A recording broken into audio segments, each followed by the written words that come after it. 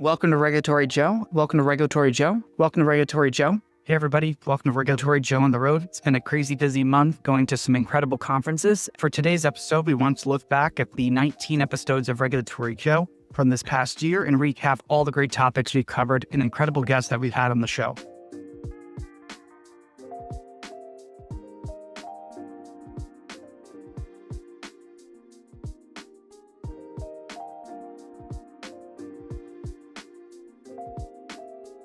And without further ado, let's dive right in. What is an SBM-FP? This is where a state retains some level of control over the operations of health plans and carriers entering the marketplace, utilizing the federal platform for enrollment, eligibility, and also billing. SBM-FPs are also a transitionary period of carriers who are required to be in a federal partnership for 1 year or more before transitioning to become a standalone state-based marketplace without federal partnership support. Part of having more state control over your operations and delivery of policies and procedures allows each individual state to strengthen their own requirements for their members in addition to CMS's policies and procedures. Risk adjustment is a program that was developed by CMS to help balance the risk between payers covering more high-risk members than low-risk members. At the end of each year, the risk adjustment process kicks off after the ARBIS submissions are completed when filings are approved. The risk adjustment process occurs on an annual basis and is required by all payers across the country who participate in the ACA. The process begins after the ARBIS submissions are complete, where payers load their plan and benefit, rate data, service area, and business rules information into the health insurance oversight system. The NBPP at baseline is a multi-100-page policy document released by CMS each year. It touches on all the core fundamental components of the Affordable Care Act and outlines all the programmatic requirements that issuers must follow to be successful and compliant to serve their members in the future upcoming plan year. We have seen a common theme of certain focus areas that continue to be strengthened by CMS. A couple of these key topics include the AV calculator, special enrollment periods, such things as strengthening network adequacy requirements, and even standard plan and non-standard plan options. For the past number of years, CMS has always published their templates, tools, and instructions on an annual basis in draft and final format on the CMS application webpage. Up until this past plan year, when CMS releases their draft and final templates, they always release the plan and benefit template in tandem with the plan and benefit template justification form, which is usually a PDF document with fillable fields alongside the Excel file that they publish. The really important takeaway for 2026 is that CMS has migrated the PDF justification form from the application webpage into the MPMS portal. Reconciliation is making sure all the lessons learned that you completed and collected from the prior year are incorporated into your plan portfolio for the future year, as well as the absolute required changes from CMS and the states that you participate in. Validation, on the other hand, is making sure that you're incorporating the unplanned and strategy changes into your portfolio following the required changes, making sure that you still meet all the required ranges, actuarial values, metallic tiers, and compliant rules. It's a really even balance, similar to a seesaw, to making sure that once you are compliant, that you can also be competitive in the marketplace without being subject to penalties or other circumstances. One of the big topics we've noticed is prior authorization for drugs in the formularies going forward. And so we did notice multiple objections for plan year 2025, where states and CMS came back and asked issuers to remove prior authorization from multiple drugs. I think that is a key topic to keep an eye on going forward this year, and actually making sure that, issuers are reviewing the state guidelines around prior authorization, as well as any rules and regulations being released from CMS, from the federal government, to make sure they are in compliance with those statutes. As you've navigated from CMS into your consulting venture, I know you've spent a lot of time with advocacy with CMS. What are some of the things you're seeing as hot topics? So I do think the big legislative items are going to be how they deal with the enhanced premium tax credits, and then the decision to fund or not to fund the cost sharing reductions, the CSRs. So the way that plans have chosen to fund cost share reductions and regulators have allowed this in their states is what is called silver loading. And that is to shift the cost of the cost share reductions from something that would have been funded by the government, baking it into the plan's rates and ultimately the premiums that people pay. Some of you out there may be wondering, well, why even invest in the ACA? It's so expensive, it's challenging, it's complicated. And how do I know if I will even be successful if I spend all this money and time trying to develop a product? Well, there is actually a lot of good and a lot of pros to investing into taking the time and the money to do this. Enrollment's at an all-time high. The ACA has created new products we never knew existed before, such as ICRA. We're seeing the ACA in the news more than ever before with the media, and we're seeing more membership through the roof in new states, and states are even converting to state-based exchanges, one after the other, to keep up with the ACA.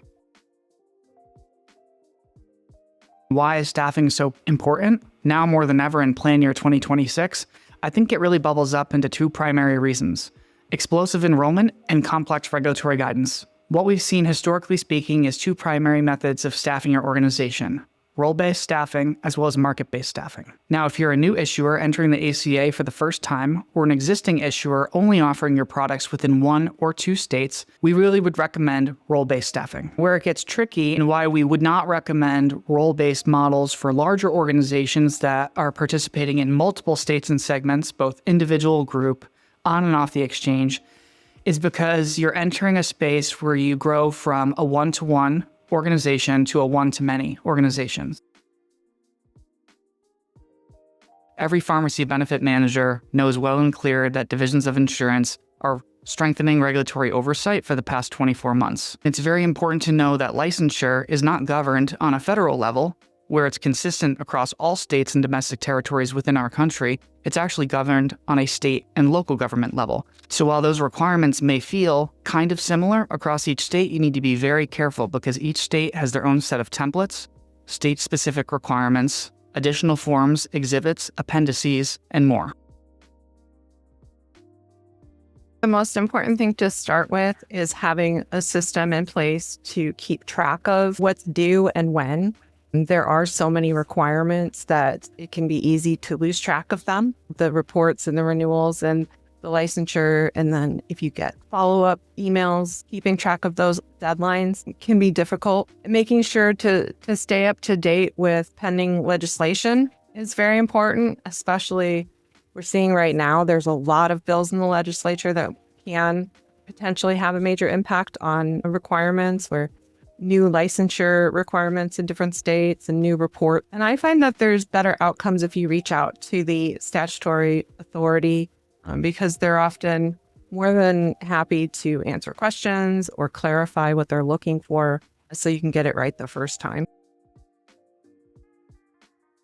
Plan year 2026 open enrollment is shaping up to be one of the most condensed and competitive years in the history of the ACA. Harnessing the changes for plan year 2026, issuers will have to be very aware on not just retaining their existing membership base, but also planning strategically on how to grow their membership through a year of carrier decisions to enter net new markets and also withdraw from existing markets. Sustainability of the big, beautiful bill and enrollment strategies. There's 3.5 more years to go, under the new political office. Is this sustainable? It's a good question. And admittedly, I've definitely gotten out of the prognostication about what's going to happen politically. I do think it's fair to say this is going to be a challenging time. And I try to be optimistic about it, but carriers do need to be thinking about there are certainly headwinds there. On the provider side, given that there are going to be a lot fewer members, I think to some degree that's going to help resolve some of it. But of course, the members who are leaving are going to tend to be the ones who are not utilizing to begin with. Once a TPA identifies an opportunity to work with a payer or work with an insurer, that TPA needs to reach out to the respective division of insurance and obtain the application requirements for not just new licensure, but renewal licensure and any reporting requirements that are associated with that state. Now, licensure does not happen overnight, and it does come with a cost. So we do recommend wrapping around a timeline and a project plan to help disseminate all the application requirements. For the past 10 years since the inception of the ACA product strategy generally has been made in a box. In the last 5 years, we've collaborated with other product partners within commercial organizations, but really in 2026 and 2027, we need to have synergistic cross-product strategies, including health technology. We are seeing issuers and payers historically have used and harnessed technology or health technology for manipulation of data and analytics, building reports, building SQL, and delivering data from point A to point B. What has gone forgotten over the past 10 years of the ACA, and any product development for that matter in the healthcare industry, is codified technology to manage workflow and project management. What should advisors be looking out for, or what jumps off the page for an advisor during the process? When you're getting a new client, just sort of assessing what is their overall hygiene? Are they well prepared for this? Do I need to ask some more questions? Hey, have you gotten anything from the IRS recently? But aside from the obvious there, it really is, if an employer can't produce proof of their ACA reporting when they were with a previous BOR, if they changed carriers, if they changed funding sources, if they changed vendors, or if they changed plans mid-year.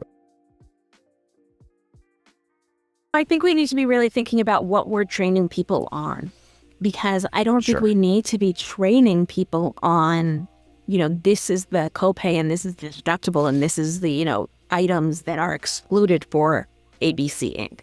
I think we need to be training people on this is what copays are and this is what deductibles are and this is what exclusions are and this is how we need to think about these things, because then our tools can know these are the specifics for these groups. We need to teach people how to find the answers and make sure the answers are appropriately programmed. So what is it that people need to know? They need to know how to find answers and then use the technology to store the answers. When we look at the fundamentals of how the ACA was actually built, it was to service members who need healthcare access the most.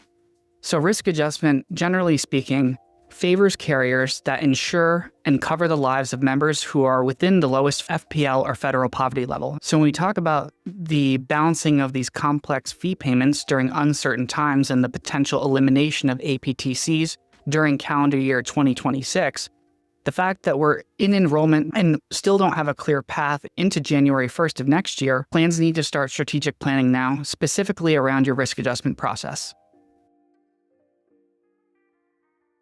A market conduct annual statement is an annual data call that is issued by the NAIC, or the National Association of Insurance Commissioners, to an issuing organization. And that could be a health insurance company, a property casualty company, or any other administering organization. It's really important to know when an annual call letter is issued, the response letter needs to be mapped to a certain format that's required by the NAIC. When we talk about data collection and mapping, essentially understanding where your data is housed within your organization will be critically important because of how standardized the MCAS templates are when you go to actually submit to the NAIC. What a year it's been. I just wanted to give a shout out to everybody who's tuned in, subscribed, and engaged on the show. And a huge thank you to the guests who joined me this year: Wesley Sanders, Jeffrey Grant, Mallory Maharo, Jennifer Berman, Jordan Smith, and Brian Knoll. If you have any suggestions for health plan topics or guests we should bring on to the show next year, leave a comment below.